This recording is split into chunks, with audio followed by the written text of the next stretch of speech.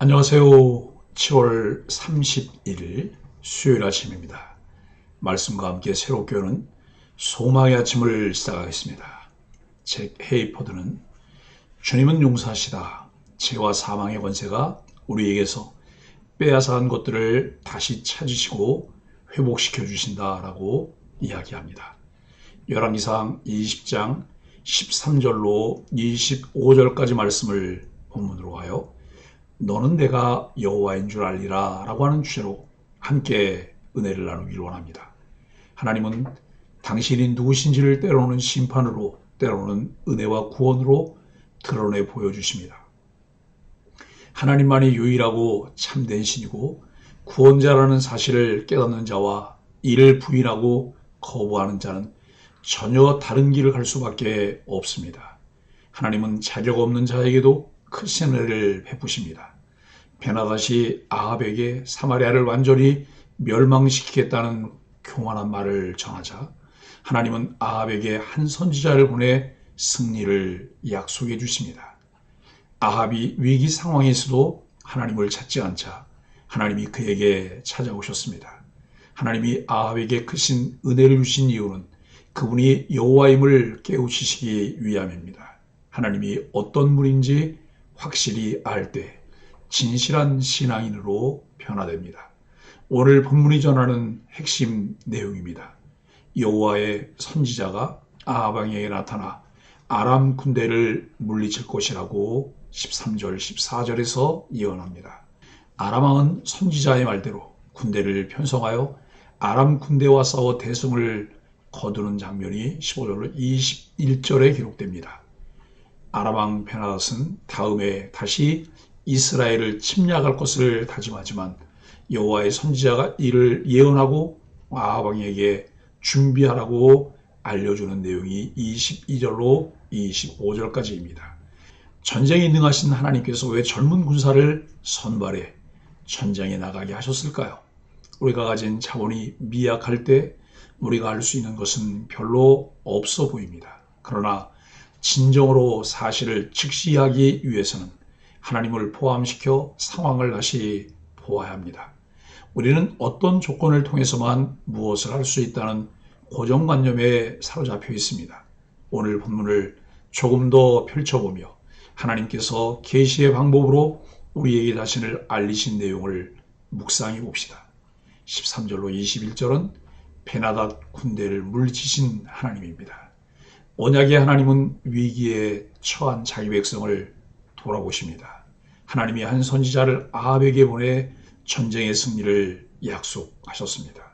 이스라엘을 사랑하시는 하나님이 어떤 분인지 알리시고 그분께로 다시 돌아올 기회를 아합과 백성에게 주시려고 전쟁에 참여하십니다. 하나님은 전쟁에 미숙한 젊은 군사들을 지휘관으로 삼고 아합에게 총지휘관이라고 명하십니다. 이는 승리가 사람의 힘에 있지 않고 하나님의 손에 있음을 보이시기 위함입니다. 정오 무렵 북이스라엘 군대가 기습하자 방심하던 벤하닷과 그의 군대는 제대로 싸워보지도 못하고 도망합니다. 젊은 군사를 이용해 방심을 유도한 하나님의 작전에 벤하닷은 완전히 패배합니다. 우리의 필요에 따라 우리가 각색한 하나님이 아니라 성경이 계시한 하나님, 우리 삶에 개입하셔서 오늘도 주권대로 섭리하시는 하나님을 아는 바른 지식을 가져야만 바른 신앙을 가질 수 있습니다. 22절로 25절은 다시 전쟁을 준비하는 아람입니다. 전쟁이 끝난 후 선지자는 아합에게 베나닷이 다시 쳐들어올 테니 전쟁을 대비하라고 전합니다. 이번 전쟁이 하나님의 권능으로 승리한 것임을 기억하고 이후 전쟁을 잘 준비하라는 것입니다. 한편 베나닷의 신하들은 전쟁에 능하신 하나님의 권능을 인정하지 못하고 다시 전쟁을 계획합니다. 23절에 그들의 신은 산의 신이므로라는 말은 당시 그들이 가지고 있던 신관을 보여줍니다.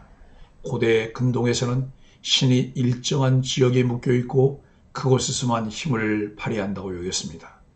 베나닷의 신하들은 동맹했던 32명의 왕 대신 충성스러운 지휘관을 세우고 이런 병력을 보충하라고 권해합니다. 작전을 새롭게 세우고 군대를 잘 정비하면 전쟁에서 승리할 것이라고 생각한 것입니다. 하지만 인간의 힘과 지혜로는 하나님을 결코 당할 수 없습니다. 매일 삶에 쫓겨서 아무 생각 없이 세상을 살아가며 주어지는 문제를 처리하기에 정신이 없다면 남은 생에도 그와 유사한 삶으로 마무리될 가능성이 많습니다. 후일 어려움에 빠지지 않기 위해 우리가 지금 해야 할 것이 무엇일까요? 그냥 아무 생각 없이 살아서는 안 됩니다. 하나님을 아는 바른 지식을 갖도록 힘써 말씀을 배우고 지혜로 세상을 살아가야 합니다. 사람은 하나님이 도와주셔야 승리할 수 있습니다. 그런데 이를 상투적인 명제로 여기고 있지 않은가 생각해 봐야 합니다. 본문은 이 진리를 분명하게 보여줍니다. 악인 아합을 통해서 그것을 교훈하십니다. 하나님이 악인 편이라는 것이 아닙니다. 하나님은 당신의 언약에 책임을 다하시며 은혜를 베푸십니다. 본문에서 우리들은 두 가지 교훈을 얻을 수 있습니다. 첫째, 현재 상황을 역전시킬 수 있는 분은 하나님이십니다. 아합은 임박한 전쟁 앞에서 상황을 역전시킬 능력이 없습니다. 그는 상황에 매몰되어 떠밀려가며 위협에 굴복하거나 타협을 시도할 뿐입니다. 하지만 선지자가 개입하자 이런 상황이 역전됩니다. 우리에게도 선지자가 필요하다고 생각하십니까? 우리에게는 선지자들보다 더 정확하고 모든 것을 포함한 분명한 계시인 성경을 주셨습니다. 잘 깨닫지 못할 때 교회와 목회자를 통해 그 말씀을 잘 풀어서 깨닫게 해줍니다. 아합은 하나님을 찾지 않았습니다. 하지만 선지자가 아합을 찾아와 돌파구를 제시합니다. 하나님의 은혜만이 아합의 상황을 역전시킬 수 있었습니다. 그러므로 우리 그리스도인들은 도전적인 상황 가운데 하나님의 은혜를 구해야 합니다. 어려운 상황에서 낭망하지 말고 함께 힘을 모아 하나님의 방법을 찾고 구하며 순종해야 합니다. 하나님의 은혜는 완전한 승리를 보장합니다. 둘째, 하나님은 단순히 당신의 백성을 전쟁에서 구원하신 것이 아니라 악에 빠져있는 백성에게 다시 한번 기회를 주셨습니다. 하나님은 당신의 백성을 버리지 않으시며 언약적 책임을 다하십니다. 하나님은 그들이 당신의 백성에게 악을 행하고 있음에도 다른 악에서 구원하신 것이 아닙니다. 이후에 하나님의 백성은 악한 바벨론을 통해 악한 유다를 처벌하시는 하나님을 마주하게 됩니다. 따라서 우리 그리스도인들은 기회를 주시는 하나님의 은혜를 가볍게 여겨서는 안 됩니다. 기회가 주어진 것이 은혜이므로 이에 합당하게 반응해야 합니다. 이미 우리에게 주신 하나님의 말씀을 꼭 붙잡고 그 말씀이 전하려는 본질이 무엇인지를 배워야 합니다.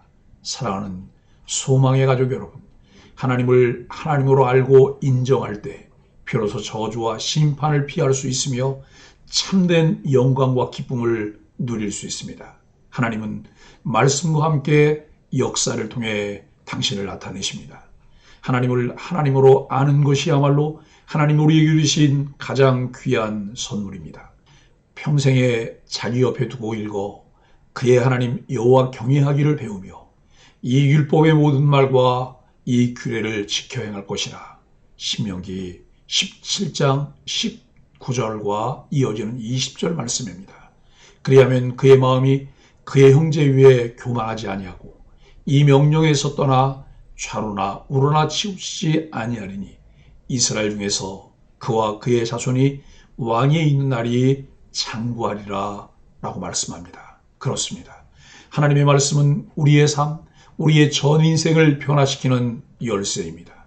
우리 손안에 들려진 말씀을 묵상하며 그 열쇠를 사용하여 삶을 바꾸시는 하나님의 은혜 안에 사는 소망의 가족들이 되시기를 예수 그리스도 이름으로 간절히 축복합니다. 함께 기도하겠습니다. 하나님, 어떤 대적도 무능하게 만드시는 그 전능하신 하나님을 찬양합니다. 택하신 백성을 승리와 구원의 은혜로 돌보시는 하나님을 신뢰하게 하여 주옵소서. 가볍기 그지없는 인간의 지혜와 전략을 의지하지 않고 머리부터 발끝까지 전 존재가 하나님의 능력의 말씀에 붙들리게 하여 주옵소서. 예수님의 이름으로 간절히 기도합니다. 아멘.